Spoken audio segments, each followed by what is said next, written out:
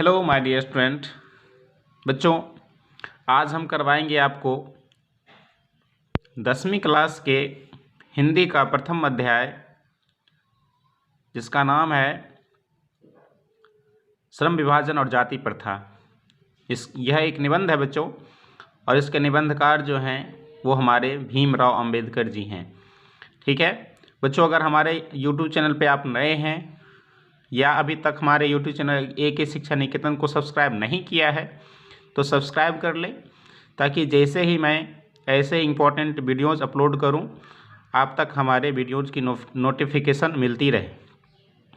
चलिए बच्चों, देरी नहीं करते हुए अपना सेशन स्टार्ट करते हैं। बच्चों, पाठ का नाम है श्रम विभाजन और जाति प्रथा। यह एक निबंध है। जिस तरह कविता होता है, कहानी होता है, लेख होता है, निबंध होता है, भाषण होता है, उसी तरह आपसे पूछा जाएगा कि श्रम विभाजन और जाति प्रथा कैसे विद्या है, तो आपको बोलना होगा निबंध है। ठीक है, और इसके लेखक कौन है? भीमराव अंबेडकर जी। बच्चों, सबसे पहले किसी भी अध्याय को शुरू करने से पहले, हिंदी में किसी भी पाठ को शुरू करने से पहले हम उस पाठ के कवि के बारे में एक संक्षिप्त परिचय प्राप्त करते हैं, उसके बाद हम आगे बढ़ते हैं। तो बच्चों, हम यहाँ पे श्रम विभाजन और जाति प्रथा एक निबंध है, उनके लेखक भीमराव अंबेडकर जी हैं हमारे। उनके बारे में आज कवि के रूप में उनका एक संक्षिप्त परिचय हम जानने की कोशिश करेंगे। ये ऐसे महान व्यक्ति हैं जिनके बारे में एक लंबा हम क्लास लें, बहुत लंबी क्लास लें, फिर भी उसको हम उसमें बता नहीं पाएंगे। तो ये संक्षिप्त परिचय है बच्चों कवि का, कवि के रूप में। तो आइए इनको देखते हैं। भीमराव अंबेडकर जी हमारे कवि हैं इस पाठ के, श्रम विभाजन और जाति प्रथा के। इनको हमारे आधुनिक भारत का मनु कहा जाता है। ठीक है, आपसे पूछा जाएगा भीमराव अंबेडकर जी किस नाम से जाना जाता है, तो बोलोगे आधुनिक मनु के नाम से जाना जाता है। बच्चों, इनका जो जन्म है 14 अप्रैल 1891 ईस्वी में हुआ, महू मध्य प्रदेश के दलित परिवार में। बच्चों, ये जो लाइन है ना, ये काफ़ी ज़्यादा इम्पॉर्टेंट है आपके लिए। बोलिए क्यों? क्योंकि पूछा जाएगा उनका जन्म कब हुआ, तो बोलोगे 14 अप्रैल 1891 ईस्वी में। AD मतलब ईस्वी में। ठीक है, और कहाँ हुआ? महू मध्य प्रदेश में। कहाँ हुआ? महू मध्य प्रदेश में। पूछेगा किस परिवार में हुआ था, तो बोलोगे दलित परिवार में हुआ था। ये भी पूछा जाता है। ठीक है, तो ये जो दूसरा स्लाइड है, दूसरा जो लाइन है बच्चों, ये आपके लिए बहुत ज़्यादा इंपॉर्टेंट है। इनकी मृत्यु बच्चों 6 दिसंबर 1956 में, ठीक है, दिल्ली में हुई इनकी मृत्यु। और समाधि स्थल कहाँ है बच्चों? चैत्य भूमि, मुंबई में इनका समाधि स्थल है। ठीक है, इनको बहुत सारे नाम से जाना जाता है, उपनाम से जाना जाता है। वो नाम क्या है देखिए। ठीक है, इनका नाम है, पूरा नाम है भीमराव रामजी अंबेडकर। डॉक्टर बाबा साहेब अंबेडकर के नाम से भी हम इन्हें जानते हैं। मानव मुक्ति प्रोधा के नाम से भी इन्हें जाना जाता है। भारतीय संविधान के जनक भी इनको कहा जाता है। भीबा, भीम, भीमराव, ये सब इनके नाम है, बचपन के नाम है बच्चों। ठीक है, और अभी हम इनको श्रद्धांजलि अर्पित करते हैं। संविधान निर्माता के रूप में इन्हें संबोधित करके इनका हम श्रद्धांजलि अर्पित करते हैं। ठीक है, आगे इनके पिताजी का नाम रामजी मालोजी सकपाल। ठीक है, रामजी मालोजी सकपाल इनके पिताजी का नाम है। माता का नाम भीमाबाई। इनकी दो शादी हुई थी बच्चों। एक पत्नी, पहली पत्नी रमाबाई अंबेडकर, जो इनके साथ 1906 से 1900 में इनकी शादी हुई और 1935 तक शादी चली। ठीक है, उसके बाद दूसरी पत्नी जो इनकी थी डॉक्टर सबिता अंबेडकर, तो विवाह हुआ 1948 में और 2003 तक। ठीक है, तो 2 पत्नी इनकी हुई। ठीक है, पुत्र यशवंत भीमराव अंबेडकर, पुत्र का नाम यशवंत भीमराव अंबेडकर। अब प्रारंभिक शिक्षा बड़ौदा नरेश के प्रोत्साहन पर हुई। उपाधि इनको क्या क्या मिली बच्चों? इतिहास मीमांसक की उपाधि मिली, विधिवेता, अर्थशास्त्री, समाजशास्त्री, शिक्षाविद, धर्म दर्शन के व्याख्याता। बच्चों इन्होंने इतनी ज़्यादा ज्ञान अर्जित किया था, इन्होंने बहुत सारे अलग अलग विषयों का ज्ञान अर्जित किया था। जैसे देखो ना, इतिहास में इतना ज़्यादा ज्ञान इन्होंने अर्जित किया था, इतिहास मीमांसक इनको कहा गया, विधि बनाने वाले विधिवेता कहा गया, अर्थशास्त्र जानने वाले अर्थशास्त्री कहा गया, समाजशास्त्र को जानने वाले समाजशास्त्री कहा गया, शिक्षा के बारे में अत्यधिक अगाध ज्ञान रखने की वजह से इन्हें शिक्षाविद कहा गया, और धर्मशास्त्र धर्म दर्शन के व्याख्या करने में ये सफल हुए, इनको धर्म दर्शन के व्याख्याता के रूप में भी हम लोग जानते हैं। ये काफ़ी इम्पोर्टेंट है बच्चों, ये पूछा जाएगा आपको कि प्रेरक व्यक्ति कौन कौन रहे, किनसे इन्हें प्रेरणा मिली।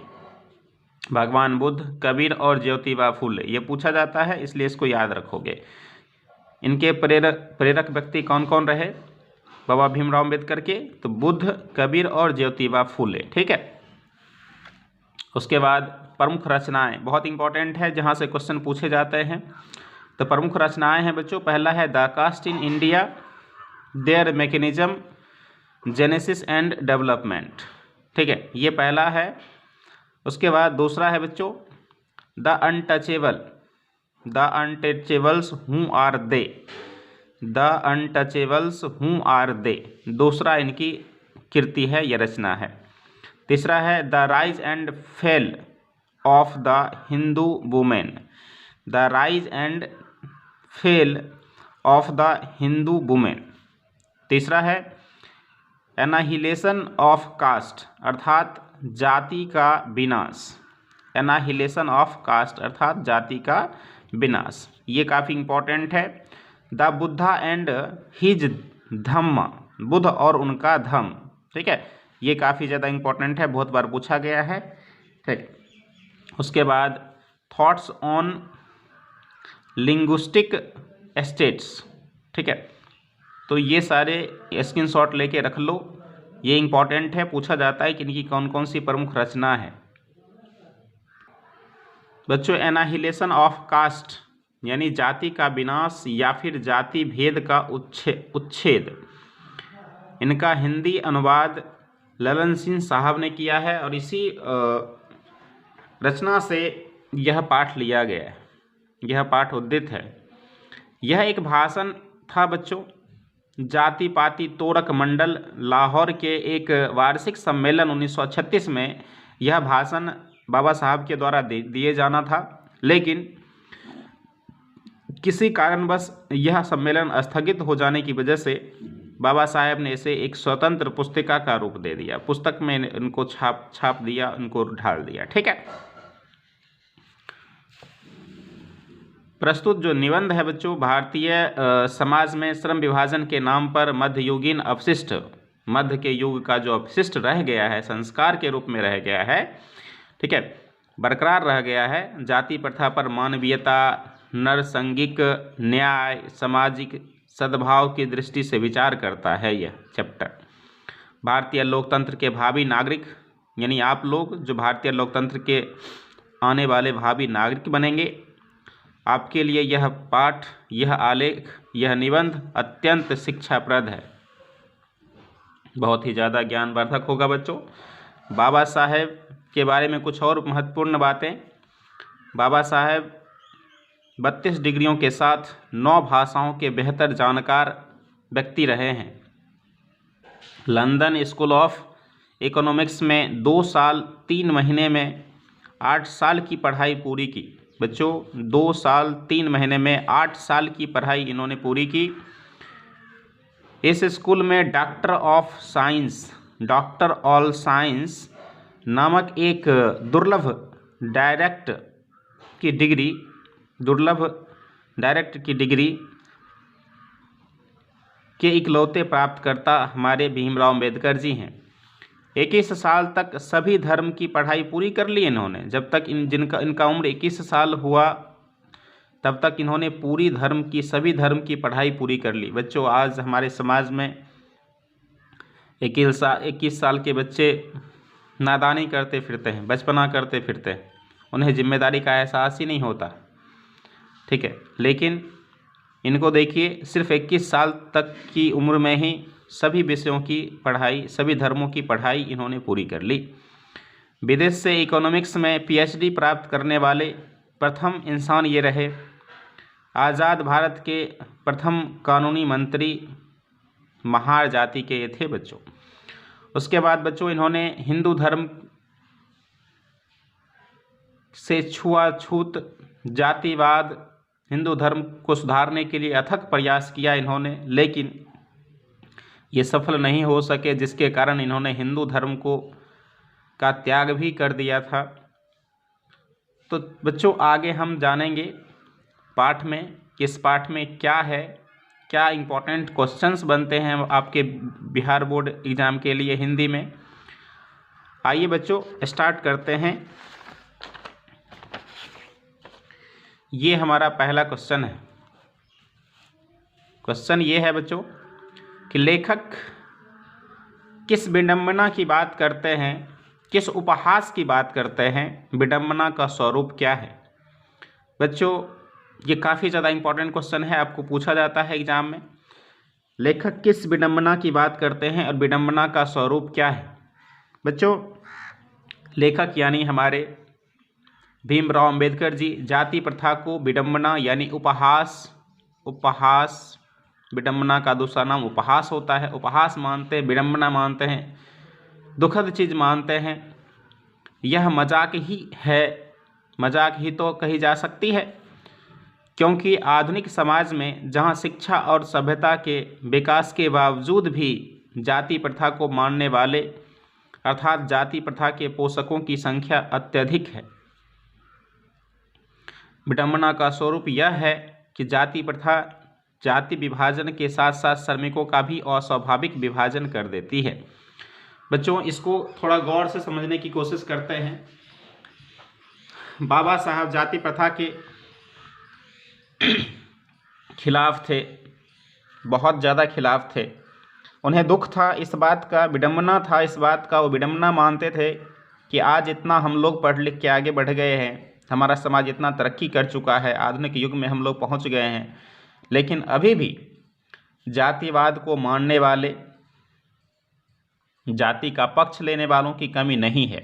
इसी चीज़ को हमारे बाबा साहब विडंबना मानते हैं, उपहास मानते हैं, समाज के लिए बहुत ही बुरा चीज़ मानते हैं। कि आखिर इतना पढ़ने लिखने के बाद भी, इतना हमारा समाज तरक्की कर गया है तो भी जातिवाद को मानने वाले, जातिवाद का समर्थन करने वाले, जिससे सांप्रदायिकता भावना उत्पन्न होती है, समाज में ऊंच नीच की भावना उत्पन्न है, बहुत सारे प्रॉब्लम्स उत्पन्न होते हैं, हमारे समाज को खराब करते हैं। राजनेता लोग इसको अपना मुद्दा बना के समाज को तोड़ने का काम करते हैं, एकता को खंडित करते हैं, हमारे देश की राष्ट्रीयता पर आंच लगाते हैं। फिर भी जातिवाद क्यों नहीं खत्म हो रहा है। तो बाबा भीमराव अंबेडकर जाति प्रथा को विडंबना मानते हैं, मजाक मानते हैं, उपहास मानते हैं, क्योंकि आज इतना पढ़ लिख लेने के बाद भी हमारा समाज इतना विकसित हो गया है, सभ्यता इतनी विकसित हो गई, फिर भी जातिवाद को मानने वाले, इसका समर्थन करने वालों की कमी नहीं है, बहुत ज़्यादा है। और दुख की बात यह है कि जाति प्रथा जाति का तो विभाजन कर ही देती है। जाति प्रथा हमारे समाज में जाति का विभाजन कर देती है, ये जाति वो जाति, यादव जाति, राजपूत जाति, चमार जाति, ठीक, अलग अलग जाति का क्या करती है, विभाजन तो कर ही देती है। साथ ही साथ श्रमिकों का भी विभाजन कर देती है, कामगार काम करने वालों का भी अस्वाभाविक विभाजन कर देती है। अर्थात बच्चों जो बच्चे अभी पैदा भी नहीं हुए हैं, गर्भ में ही हैं, और अगर वह मल्लाह जाति से बिलोंग करते हैं तो उन्हें वही काम करना पड़ेगा। कोई नाई जाति से बिलोंग करते हैं तो उन्हें बाल ही बनाना होगा। कोई चमार जाति से बिलोंग करते हैं तो उन्हें चमड़ा का काम ही करना होगा। ऐसा हमारे भारतीय समाज में पहले था, अब तो काफ़ी हद तक इसमें सुधार है। तो ये है बच्चों पहला आपका क्वेश्चन, ठीक है।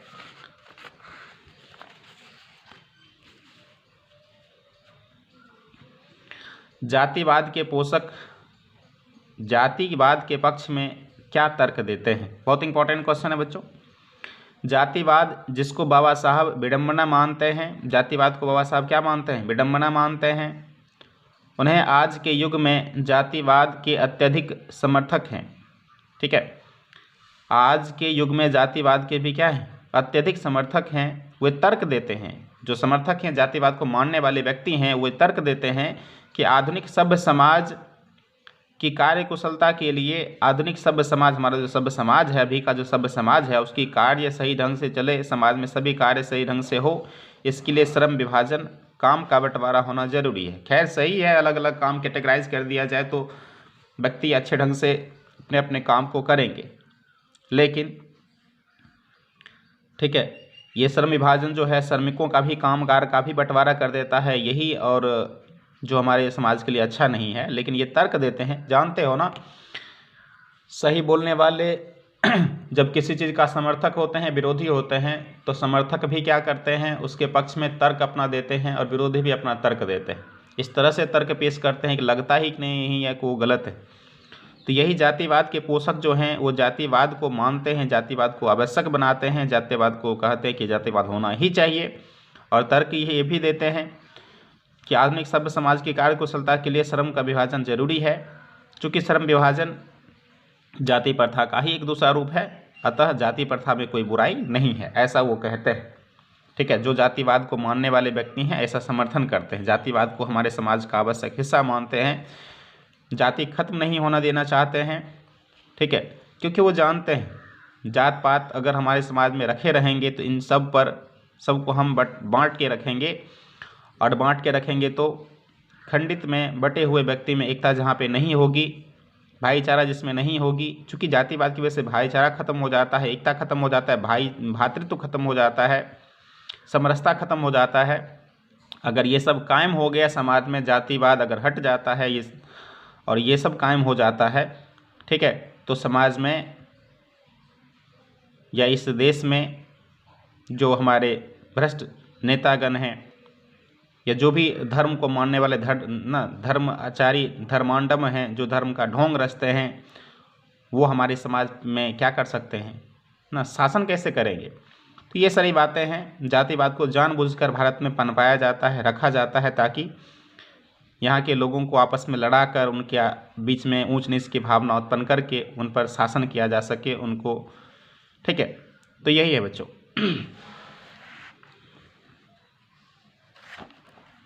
आगे है कि जातिवाद के जो पोषक हैं उसमें जातिवाद के पक्ष में तर्क देते हैं, और इस तर्क पर हमारे भीमराव अम्बेडकर जी का क्या आपत्ति है, क्या वो दुख व्यक्त करते हैं, वो देखिए। उनका पहला आपत्ति ये है कि जातिवाद श्रम विभाजन के साथ साथ श्रमिकों का भी विभाजन कर देती है। अरे जातिवाद श्रम विभाजन का जब तक विभाजन किया तब तक तो सही माना जाता है, चलो श्रम का विभाजन, काम का बंटवारा कर दिया, लेकिन इतना के बाद भी यह रुकता नहीं है, श्रम विभाजन के साथ साथ श्रमिकों का भी विभाजन कर देती है। अर्थात बच्चों, काम का बंटवारा तो हुआ तो ठीक है, लेकिन काम करने वालों का भी वो क्या कर देता है, बंटवारा कर देता है। ठीक है, जाति प्रथा, जाति भारतीय समाज में श्रम विभाजन का अस्वाभाविक रूप है। हाँ बच्चों, क्योंकि अस्वाभाविक क्यों है, क्योंकि जाति प्रथा हमारे समाज में श्रम विभाजन जो करती है वो अस्वाभाविक रूप से करती है, क्योंकि यह हमारी इच्छा पे डिपेंड नहीं होता है। अब बताओ, कोई बच्चे अगर ना मान लो कि क्या कहते हैं, नाई घर में पैदा होता है तो उन्हें मन है कि हम ना बाल बनाए, दाढ़ी बनाए, ये बनाने का मन नहीं है उनका, लेकिन जातिवाद जो है वो कहता है नहीं, तुम्हारे ना खानदान का, तुम्हारे पिता माता का जो पेशा है तुम वही पेशा करोगे, दूसरा पेशा नहीं कर सकते। अर्थात बच्चों, उस बच्चे की रुचि है किसी और चीज़ को करने में, लेकिन मजबूरन उसे वह काम करना पड़ता है, तो ये स्वाभाविक कहा जा सकता है? नहीं, यह उनके रुचि पर आधारित नहीं होता है, यह अस्वाभाविक विभाजन है। इतना ही नहीं बच्चों, यह समाज का श्रमिक का विभाजन तो कर ही देती है, और विभाजित जो वर्ग हैं, अलग अलग वर्ग के लोग हैं हमारे समाज में, अलग अलग कास्ट के लोग हैं, कास्ट हो गया, और कास्ट में रहने वाले जो लोग हैं उनके बीच में क्या कर देती हैं, ऊंच नीच की भावना उत्पन्न कर देती है। अरे हम तो यादव हैं, हम तो राजपूत हैं, तुम तो छोट जाती हो। कभी कभी सुने होंगे ना, बड़े लोग मंच पे भी आके कहते हैं कि हमारे सामने खड़ा होने की औकात है तुम्हारी। ठीक है, हम तो ये हैं, हम तो वो हैं, हम ये जाति हैं, तुम लोग नीच जाति के हो। अर्थात हमारे समाज में ऊंच नीच की भावना भी क्या कर देती है, ये जातिवाद जो है उत्पन्न कर देती है। अर्थात जाति को खत्म कर देना चाहिए। ठीक है, जाति प्रथा, श्रम विभाजन, जाति प्रथा पर जो हमारा विभाजन होता है, जाति प्रथा पर जो विभाजन होता है मनुष्य की रुचि पर बिल्कुल आधारित नहीं होता है। ये आपत्ति जताते हैं हमारे भीमराव अम्बेडकर जी। दूसरा सोचो ना, इतने पढ़े लिखे व्यक्ति जो, ठीक है, 9 भाषाओं के बेहतर जानकार हैं, 32 डिग्रियां हासिल किए। ठीक है, हमारे समाज के इतिहास के मीमांसक, विधिवेता, अर्थशास्त्री, समाजशास्त्री, शिक्षाविद, धर्म दर्शन के व्याख्याता माना जाते हैं। वो मानते हैं कि समाज में जाति प्रथा नहीं होनी चाहिए। जाति प्रथा हमारे समाज को धीरे धीरे खाए जा रही है। लेकिन हमारे देश के जो ना 1-2 विषय जानकार व्यक्ति अपने आप को धर्म का बहुत बड़ा व्याख्याता मानते हैं और जाति प्रथा को हमारे समाज में कायम रखने का कार्य करते हैं। उन्हें पता ही नहीं है कि क्या सही है क्या गलत है। समाज को आज भी हमारे इतने ज़्यादा विकसित होने के बावजूद भी हम लोग जाति प्रथा, जाति में हम ये हिंदू हैं, हम मुस्लिम हैं, हिंदू मुस्लिम को अलग करके ना दौर में लड़ा दिया जाता है। तो ये सब हमारी सोच पर डिपेंड करता है। जब तक हमारी सोच नहीं बदलेगी तब तक ऐसे ही ये नेतागण अपने फ़ायदा के लिए हम लोगों को आपस में लड़ाते रहेंगे।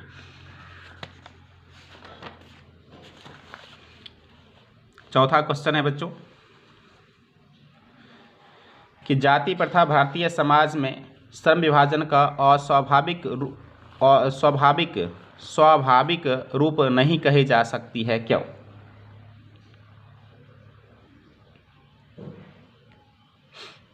तो भारतीय समाज में जातिवाद के अंतर्गत, हमारे भारतीय समाज में जातिवाद के अंतर्गत क्या है बच्चों? श्रम विभाजन है। जातिवाद के अंतर्गत क्या आता है? श्रम विभाजन आता है। ये स्वाभाविक नहीं है। क्यों नहीं है स्वाभाविक? क्योंकि यह मनुष्य की रुचि पर आधारित नहीं है।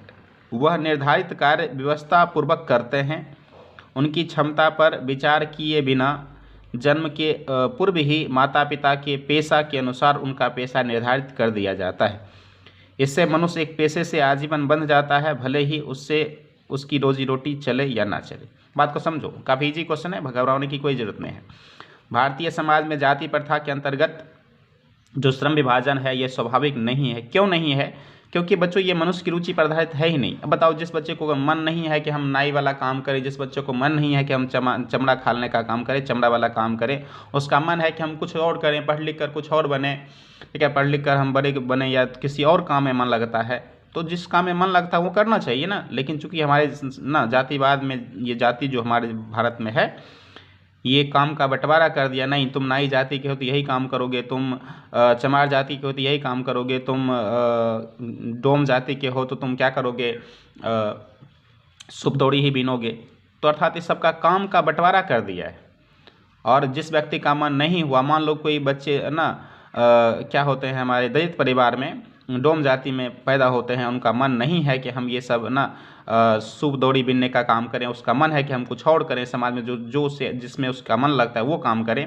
तो ये हमारा जो जाति है, जातिवाद जो है भारत का, यह कहता नहीं तुम ये हो, तुम्हारी जाति ये है, तुम यही काम करोगे, दूसरा नहीं कर सकते। ठीक है, क्योंकि दूसरा काम करेगा तो समाज उसे क्या मानेगा? छुआछूत मानेगा, कहेगा ना। वो अगर मान लो दूसरा काम कर दिया, ठीक है, तो कहेगा कि ये डोम है, डोम के हाथ का बना हुआ ये, या डोम के हाथ का चीज़ ये, हम डोम के दुकान पे नहीं जाएंगे। ठीक है, तो इस तरह की बातें हमारे समाज में होने लगती है, जो काफ़ी दुखद है, काफ़ी ना विडंबना की बात है बच्चों। तो इसका मतलब यह हो गया कि यह मनुष्य की रुचि पर आधारित बिल्कुल नहीं होता है। अब जो काम उन्हें दे दिया गया है, उन पर लाद दिया गया है, थोप दिया गया है, वो बेचारे विवशतापूर्वक, विवश होकर, मजबूर होकर उस काम को क्या करते हैं जिनमें उनका मन ही नहीं लगता है। उनकी क्षमता क्या है, वो दूसरे काम में कितना निपुण है, दूसरे काम को कितना जानते हैं, इस पर विचार किए बिना उनको आजीवन एक काम में जिस काम में उसका मन नहीं लगता है उस काम को करने के लिए क्या कर देता है? मजबूर कर देता है हमारा यह समाज ना। उस बच्चे का जन्म भी नहीं हुआ, उनके माता पिता जो कार्य करते हैं उसी कार्य नहीं, वही कार्य उसका पेशा बना दिया जाता है कि बच्चे जन्म लेकर यही काम करेंगे, क्योंकि उनका खानदान ये है, उनके माता पिता ये काम करते इस जाति के हैं तो यही काम को करेंगे। इस तरह से उसका जन्म से पूर्व ही उसके माता पिता के अनुसार उसका पेशा, बिजनेस जो है वह निर्धारित कर दी जाती है। अब भले यह जो पेशा निर्धारित कर दी जाती है जन्म से पूर्व ही, वह मनुष्य के ना उसको तो क्या करता है, आजीवन मनुष्य के को एक पेशा में क्या करता है, बांध देता है। भले उस पेशे से उसका जीवन चले या ना चले, उस काम में उसका मन लगे या ना लगे, रोजी रोटी मिले या ना मिले, इससे कोई फर्क नहीं पड़ता है ये जातिवाद को। ठीक है, हमारे भारत में जो जाति प्रथा है, तो ये बच्चों हम नहीं कह सकते, ये स्वाभाविक विभाजन हम बिल्कुल नहीं कह सकते। ठीक है, ये आपका क्वेश्चन था। अगला क्वेश्चन है, जाति प्रथा भारत में बेरोजगारी का एक प्रमुख और प्रत्यक्ष कारण क्यों बना हुआ है। बच्चों काफ़ी ज़्यादा इंपॉर्टेंट क्वेश्चन है, ये पूछा जाता है। या फिर जाति प्रथा के दूषित सिद्धांत क्या है, तो चलिए इसको हम जानते हैं। भारत में जाति प्रथा के अंतर्गत मनुष्य का पेशा जन्म पूर्व ही उनके माता पिता के पेशा के अनुसार बदल दी जाती है, निर्धारित कर दी जाती है, फिक्स कर दी जाती है, भले उसका उस काम में मन लगे या ना लगे। ठीक है, अब चूंकि क्या होता है बच्चों, काम जो है उसके मन पर रुचि प्रधारित नहीं होता, उनको पसंद नहीं होता है, जिसके कारण कार्य सही से हो नहीं पाते हैं, और कार्य सही से नहीं होने की वजह से वो काम जो है, वह बिजनेस जो है, वह पेशा जो है उनका, वह छूट जाता है। अब काम चूंकि सही से होगा नहीं तो काम में कौन रखेगा, या वो काम में फ़ायदा उसको होगा नहीं होगा, उसका जो काम है वो क्या हो जाता है बच्चों, छूट जाता है। ठीक है, अगर ना भी छूटे तो क्या दिक्कत है, काम में चूंकि मन तो लग नहीं रहा है। ठीक है, और साथ ही साथ अभी जानते हो हमारा टेक्नोलॉजी इतना बदल रहा है। अब कोई कुदाल चलाने वाला कोई व्यक्ति मान लो, पहले तो कुदाल चला के भी अपना ज़िंदगी जी लेता था, लेकिन क्या अभी वो समय रहा, कुदाल चलाने वाला का समय रहा। अब तो टेक्नोलॉजी आ गई है, जेसीबी आ गई है, कुदाल चलाने का कोई काम ही नहीं बचा। ठीक है, तो बहुत सारे मशीन ने अब ना मजदूरों का रूप ले लिया है, मशीन ही मजदूर का काम करती है। अर्थात अब बताओ, जो कुदाल चला कर खेत ना वो करके, या फिर हल चलाकर खेत ना, ये क्या बोलते हैं, बैलगाड़ी चलाकर समाज में अपना जीवन यापन करते थे, ये बैल चलाना बहुत अच्छा उनको आता था। अब बताओ क्या वो हमारे समाज में रह सकते हैं, जी सकते हैं, जीवन यापन कर सकते हैं, वो काम करके अपना रोजी रोटी चला सकते हैं, अपना परिवार चला सकते हैं, नहीं चला सकते। उनको अपना पेशा बदलने की ज़रूरत पड़ेगी, बिल्कुल पड़ेगी, क्योंकि टेक्नोलॉजी काफ़ी विकसित हो गई है। लेकिन बच्चों, ये जो हमारे समाज का, ठीक है, क्या है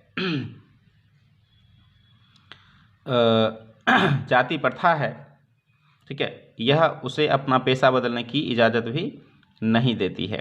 ठीक है, उसे अपने पेशा बदलने की इजाज़त नहीं देती है, जिसके कारण वह व्यक्ति क्या हो जाता है, अब चूंकि जो काम वो कर रहा है उसमें काम उसका मन नहीं लग रहा है, उसका काम तो छूट गया, उसका काम टेक्नोलॉजी ने उसका रूप ले लिया है, तो काम तो उससे छूट जाएगा, और काम जब छूट जाएगा वह व्यक्ति बेरोजगार हो जाते हैं। अतः हम कह सकते हैं कि जाति प्रथा भारतीय समाज में बेरोजगारी का एक प्रमुख और प्रत्यक्ष कारण बना हुआ है। बच्चों, काम कितना इम्पोर्टेंट है हमारे जीवन में, काम नहीं मिलता है तो रुपए नहीं आते हैं, रुपए नहीं आएंगे तो घर कैसे चलेगा। ठीक है, अभी तो आप बच्चे हो, लेकिन जब आप बड़े होंगे तो आपको समझ में आएगा कि काम कितना ज़्यादा हमारे लिए ज़रूरी होता है। ठीक है, तो ये बिजनेस जो है, व्यवसाय जो है, पेशा जो है, ज़रा सोचिए कोरोना काल में क्या हुआ कि आपके पिताजी या भैया जी काम पर नहीं जा रहे थे, तो आप पढ़ने आते होंगे, टीचर्स आपसे रुपए मांगते होंगे, तो आप क्या कहते होंगे, पापा जो हैं वो घर में बैठे हैं, कोरोना की वजह से घर में बैठे हुए हैं, कमाई हो नहीं रही है, तो कहाँ से देंगे। बात समझ रहे हो। तो काम अगर नहीं हो, काम छूट जाए, आदमी बेरोज़गार हो जाए, तो कितनी दिक्कतें होती है। आज बेरोज़गारी हमारे देश में, अनएम्प्लॉयमेंट हमारे देश में एक बहुत बड़ी समस्या बन चुकी है। छात्र पढ़ लिख कर 20, 25, 30 साल के हो गए हैं, जिनको रोज़गार नहीं मिल पा रहा है। जितनी काबिलियत है उतना 5,000, 10,000 का भी रोज़गार मिल जाता तो उनका खर्च निकल जाता, वो अपने परिवार को चला सकते थे, लेकिन ऐसा नहीं हो रहा। अनएम्प्लॉयमेंट, बेरोज़गारी बढ़ती जा रही है। ये हमारे देश की प्रमुख समस्याएं हैं बच्चों। ठीक है, तो ये क्वेश्चन जो भी हैं बच्चों, आपको इसका PDF जो है डिस्क्रिप्शन में मिल जाएगा, वहाँ से आप इसको डाउनलोड कर लोगे और क्वेश्चन का नोट बना के उन्हें याद कर लेना। ठीक है, छठा क्वेश्चन है बच्चों, आज के उद्योगों में गरीबी और उत्पीड़न से भी बड़ी समस्या कवि जो हैं, हमारे लेखक जो हैं, किसे मानते हैं और क्यों। बच्चों, लेखक जो हैं भीमराव अंबेडकर जी आज के युग में गरीबी और उत्पीड़न से भी बड़ी समस्या भारतीय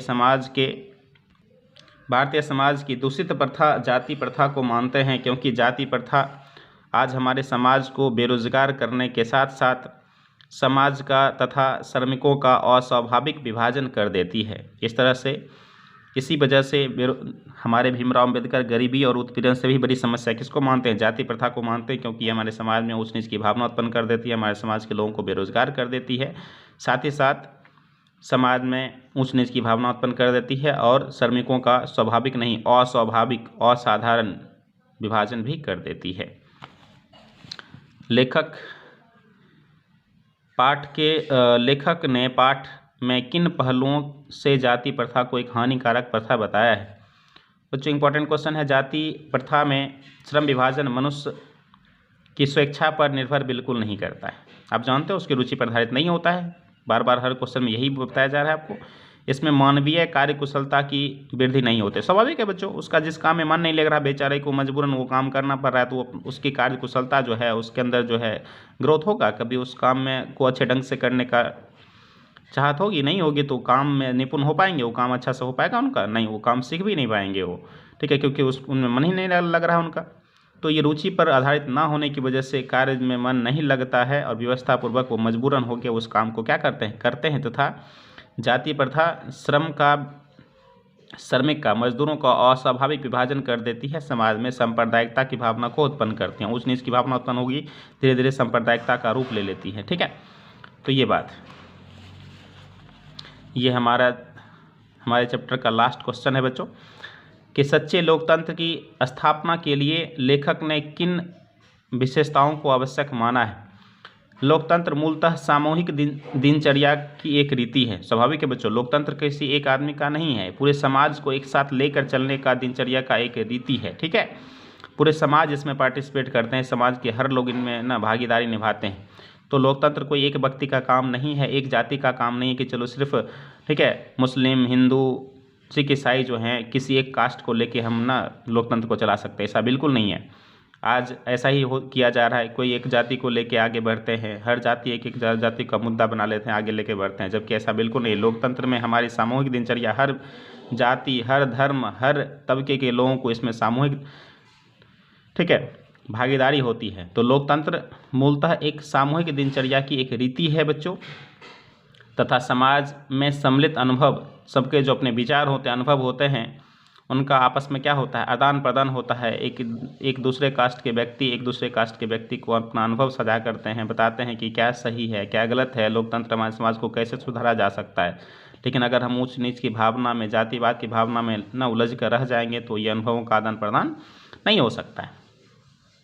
हमारा समाज स्वतंत्रता, आज़ाद होना चाहिए, सभी आदमी को पूर्ण अधिकार मिलना चाहिए, अपना हक होना चाहिए कि समाज में जो, ठीक है, सबका अधिकार है कि वो बोल सकते हैं, अपने अधिकार के लिए आवाज़ उठा सकते हैं। लेकिन आज तो आवाज़ को भी दबाया जाता है। जो आवाज़ उठाएंगी उन्हें, ठीक है, देशद्रोह साबित कर दिया जाता है, उनको फंसा दिया जाता है, उन पर झूठा केस लगा दिया जाता है।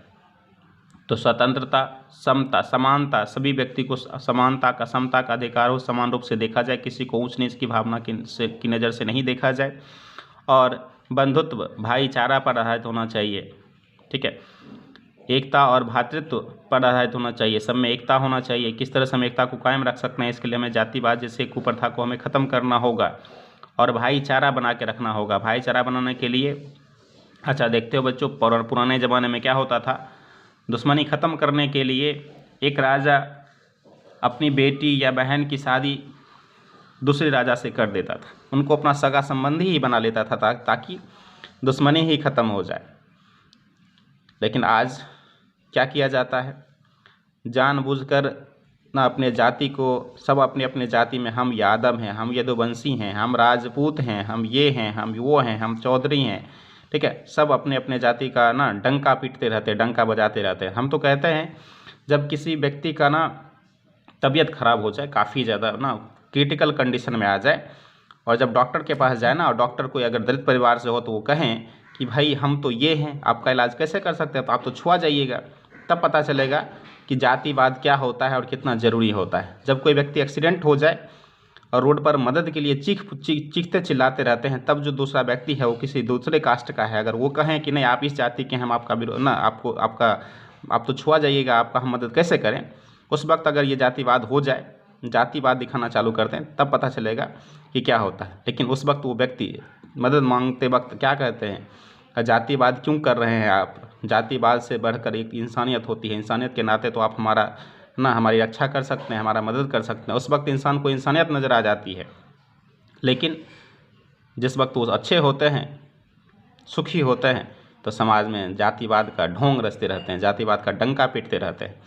तो खैर बच्चों, ये जातिवाद बिल्कुल नहीं होना चाहिए मेरे नज़र में, क्योंकि हम अपने भीमराव अम्बेडकर जी को बहुत ज़्यादा मानते हैं। तो एक महान व्यक्ति हैं, उनके आदर्श पे सभी चलने की कोशिश करते हैं, ठीक है। तो उनके हिसाब से, भीमराव अम्बेडकर के हिसाब से, उनके अनुसार से, ठीक है, समाज में ये जातिवाद जैसी कुप्रथाएं जो हमारे समाज को काफ़ी ज़्यादा ऊंच नीच की भावना में सांप्रदायिकता को फैलाती है, ये नहीं होना चाहिए। इसकी वजह से हम आपस में एकता बना के नहीं रख पा रहे हैं, ये सब नहीं होना चाहिए, ठीक है। आइए, इस चैप्टर में कुछ व्याकरण के खंड हैं। तो विलोम शब्द, सभ्य का विलोम शब्द असभ्य होता है, विभाजन का अविभाजन होता है बच्चों, निश्चय का अनिश्चय होता है, ऊंच का नीच होता है, स्वतंत्रता का परतंत्रता हो जाएगा, ठीक है। दोष का गुण हो जाएगा, सजग का असावधान हो जाएगा। सजग का मतलब सावधान होता है बच्चों, तो सजग का उल्टा लिखना है हमें, तो असावधान हो जाएगा। रक्षा का विनाश हो जाएगा, रक्षा करना मतलब विनाश कर देना, रक्षा करना का उल्टा विनाश करना। पूर्व निर्धारण का हो जाएगा निर्धारण, ठीक है। उसके बाद पर्यायवाची शब्द, दूषित का पर्यायवाची शब्द गंदा होता है, दोष युक्त होता है, बुरा होता है, खराब होता है, बेकार होता है, आरोपित होता है। श्रमिक यानी काम करने वाले व्यक्ति, मजदूर कह सकते हैं उन्हें, काम कर भी कह सकते हैं, ठीक है। पेशा, पेशा का मतलब काम, धंधा, व्यवसाय, व्यापार, ये कह सकते हैं। आप पूछा जाता है आपके पिता का पेशा क्या है, तो आप बताते हो कि किसान हैं या बिजनेसमैन है, जो भी बताते हैं ना आप, तो उसी तरह वो पेशा हो गया बच्चों। तो पेशा का मतलब हो गया व्यवसाय, धंधा या व्यापार, ठीक है। अकस्मात यानी अचानक, एकाएक, अकस्मात का मतलब हुआ एकाएक या अचानक, ठीक है। अनुमति मतलब इजाज़त, सहमति या आज्ञा, ठीक है। अनुमति का पर्यायवाची नाम। पर्यायवाची का मतलब होता है बच्चों जिसका अर्थ एक हो, ठीक है, भले वो लिखा अलग अलग हो लेकिन अर्थ एक हो। अवसर का मतलब मौका, सुयोग या इत्तेफाक, इत्तेफाक नहीं बोलते हैं, इत्तेफाक एक उर्दू शब्द है जिसका अर्थ होता है अवसर। परिवर्तन का मतलब बदलाव, हेरफेर या तब्दीली ना। सम्मान का प्रतिष्ठा, कद्र करना, सम्मान देना, प्रतिष्ठा या आदर या रुतबा या मूल्य, ठीक है। तो इस तरह से बच्चों आपका ये चैप्टर कंप्लीट हुआ। अगले वीडियो में हम आप लोगों के लिए लेके आएंगे इस पाठ के जो भी ऑब्जेक्टिव महत्वपूर्ण क्वेश्चंस होंगे वो लेके आएंगे, और आपको ये पहला चैप्टर था, ऐसे ही आपके हर एक चैप्टर का, ठीक है, क्वेश्चन आंसर और ये करवाए जाएंगे। तो इसके लिए आप हमारे यूट्यूब चैनल को सब्सक्राइब कर लें, शेयर करना ना भूलें, लाइक करना ना भूलें, कमेंट करना ना भूलें, क्योंकि आपके कमेंट को पढ़कर हमें एक काम करने की प्रेरणा मिलती है, हमें काम करने का एक जोश जुनून हमारे अंदर पैदा होता है, ठीक है बच्चों। अगले क्लास में हम एक और नए अध्याय के साथ, इन्फॉर्मेटिव क्लास के साथ हम आपके सामने प्रस्तुत होंगे। तब तक के लिए हमें इजाज़त दीजिए। धन्यवाद बच्चों।